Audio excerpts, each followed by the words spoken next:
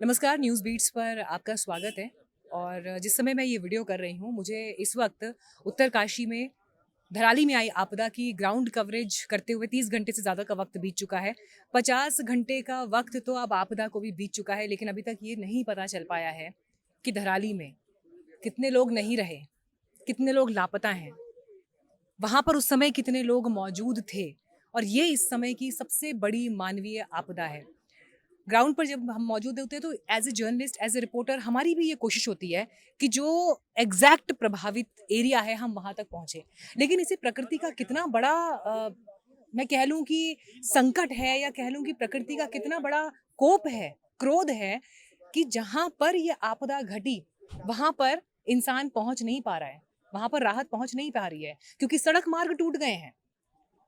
हमने बीता पूरा दिन कल बिता दिया भटवाड़ी में, सिर्फ इस उम्मीद में कि शायद हमें 1 किलोमीटर और आगे जाने को मिल जाए, 2 किलोमीटर और आगे जाने को मिल जाए। कम से कम 4 से 5 किलोमीटर का हिस्सा तो हम ट्रैक करके गए हैं, क्योंकि रास्ते टूटे हुए थे। हमारे हाथ में इक्विपमेंट था, सामान था, और उसके साथ हम वहाँ पर पहुँचे। लेकिन उसके बावजूद भी आगे तक का रास्ता बहुत लंबा था, और वो तभी संभव है जब वहाँ पर कनेक्टिविटी हो।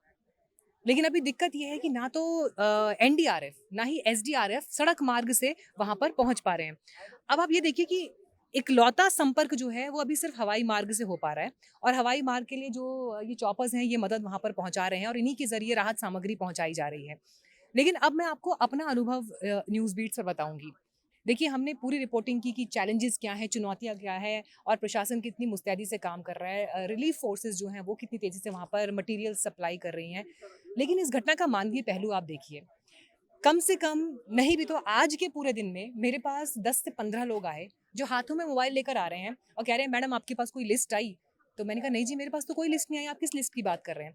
तो उन्होंने मुझे कहा कि कोई ऐसी लिस्ट जिसमें ये पता हो कि वहाँ पर कितने लोग फँसे हैं। तो ऐसी कोई लिस्ट अभी तो हमारे पास ऑफ़िशियली अवेलेबल नहीं है, होनी चाहिए। उसके बाद उनका ये कहना था कि किसी ने कहा कि मेरे पति वहाँ कॉन्ट्रैक्टर के रूप में काम करते हैं, किसी ने कहा मेरा बेटा वहाँ फँसा है, किसी ने कहा हमारे चाचा वहाँ फँसे हैं। कई लोग ऐसे हैं जिनसे मैंने कहा कि अच्छा ठीक है, आइए आप कैमरे पर और मुझे अपनी कुछ डिटेल्स इसके बारे में दीजिए, जिनको मैं as a report, ground report file कर सकूँ।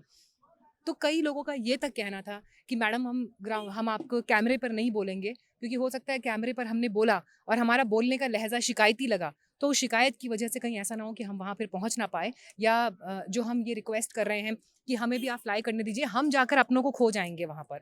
तो देखिए, ये इस समय परेशानी है। जो लोग घर से आए हैं, यहीं इसी ग्राउंड पर पिछले पिछली सुबह से डेरा डाले हुए हैं, जब से उनको ये पता चला कि अब यहाँ से कुछ चॉपर्स उड़ान भरने की स्थिति में हैं। क्योंकि अभी एक ऑपरेशनल फ्लाइंग ज़ोन सिर्फ़ यही है यहाँ पर मताली में, जहाँ पर इस वक़्त मैं मौजूद हूँ।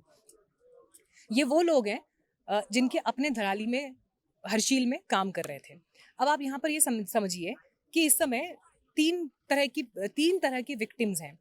एक तो वो जो धराली के निवासी थे, जो वहीं रहते हैं, जिनका वहाँ घर था। दूसरे वो जो टूरिस्ट हैं, जो गंगोत्री में या हर्षिल में फँसे हुए हैं। और तीसरे वो लोग थे जो वहाँ पर काम करने के लिए गए हुए थे, मतलब मज़दूर थे, कामगार थे। जैसे कहीं से कोई बिहार से आया हुआ है, कहीं कोई यूपी से आया हुआ है, जो वहाँ मज़दूरी में, कंस्ट्रक्शन के काम में इन्वॉल्व थे। तो अब ये सारा डेटा कलेक्ट करना और इस डेटा के आधार पर ये बताना कि कहाँ कौन मिसिंग है, ये इस समय प्रश्न चिन्ह बना हुआ है। हम भी यही उम्मीद कर रहे हैं कि कम से कम एक ऑफ़िशियल जानकारी तो सामने आए, कि भई पता चले कि जी, ये 700 लोग वहाँ पर थे। और इन 700 लोगों में से 100 लोग लापता हैं, या इतने लोग नहीं मिल पाए हैं। क्योंकि अगर आपको उस दिन का वीडियो भी याद होगा, उस जिस वीडियो में आपको कम से कम उस सैलाब के आगे 10 से 15 लोग भागते हुए दिखाई दे रहे हैं। करिश्मा ही होगा कोई अगर वो लोग बच जाएँ, क्योंकि जिस तरह से सैलाब आया है, जो अपने साथ-साथ 3-3 मंजिल बहाकर ले गया। मैं जिन जिन लोगों से बात कर रही हूँ, मुझे ये मालूम चला कि अगर वहाँ पर 15 से 20 फीट मलबा, 25 फीट मलबा, ये बात की जा रही है कि इतना वहाँ पर डेब्रिस है। अगर इतना मलबा है और इस मलबे के नीचे जो लोग दबे हैं, तो उनके वहाँ से बच निकलने की गुंजाइश, उनके वहाँ से सकुशल लौट आने की गुंजाइश कितनी होगी, ये सवाल है। और इन सब के बीच आप देखिए कि कितनी तकलीफ की ये बात है कि एक पूरा बसा-बसाया कस्बा आज की तारीख में वहाँ पर पूरी तरह से ज़मींदोज़ हो गया है, पूरी तरह से ख़त्म हो गया है, फ्लैट हो गई है ये ज़मीन। जो लोग वहाँ पर दबे हैं, अगर उनके ऊपर 25 फीट का मलबा है, तो क्या उन्हें निकाला जा सकेगा?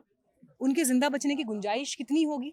और उससे आगे की बात ये कि धराली का अब होगा क्या? क्या नया धराली बसाया जाएगा? जिन लोगों का वहाँ पर नुकसान हुआ है, जिन्होंने अपने घर खो दिए, जिन्होंने अपने मकान खो दिए, होटल खो दिए, अपने खेत खलिहान खो दिए, क्या उनको नई जगह पर ज़मीन अलॉट की जाएगी, उन्हें नई जगह पर नए सिरे से बसाया जाएगा? तो ये सारे वो सवाल हैं जो अभी सवाल की शक्ल में हैं। हालाँकि अभी बहुत शुरुआती फ़ेज़ में ये पूरा रेस्क्यू ऑपरेशन है, क्योंकि अभी तो प्रायोरिटी ये है कि पहले सड़क मार्ग को ठीक किया जाए, उस कनेक्टिविटी को पहले बहाल किया जाए, उसके बाद फिर बाकी चीज़ें होंगी। एज़ अ जर्नलिस्ट इस वक़्त हमें भी ये फ़ील हो रहा है कि हम वहाँ पर कब पहुँचे, ताकि वहाँ की जो तस्वीरें हैं, वहाँ की जो पिक्चर्स हैं, वो अपने दर्शकों तक हम ला सकें।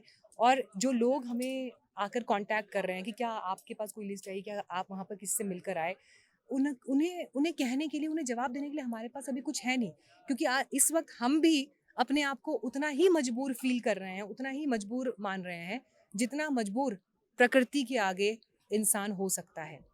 क्योंकि प्रकृति सबसे शक्तिशाली है और इंसान की हैसियत प्रकृति के सामने कुछ है नहीं।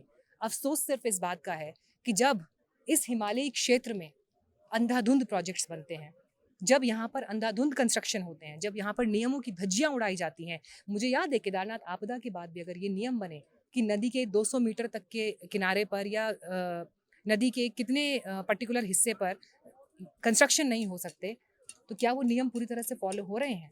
जंगल का जो क्षेत्र है, जो नदी का एरिया है, वहाँ पर किस तरह से कंस्ट्रक्शन हुए हैं, ये तो पूरा उत्तराखंड इसका साक्षी है। आप ट्रैवल करिए, आपको जगह-जगह वो उस तरह के निशान दिखाई देंगे। तो अगर हमने ये सबक नहीं लिए हैं, अगर हम ये सब मानने के लिए तैयार नहीं हैं, तो अफ़सोस के साथ कहना पड़ेगा कि आज धराली है, कल को कोई और हिस्सा भी हो सकता है। फिलहाल ग्राउंड ज़ीरो से इस रिपोर्ट में इतना ही। मेरी कोशिश रहेगी कि आपको अपने अनुभव, अपने पर्सनल एक्सपीरियंसेस जो मैंने as a journalist, as a पहाड़ी यहाँ पर देखे हैं, वो आपके साथ आगे भी शेयर करती रहूँ। Thank you so much.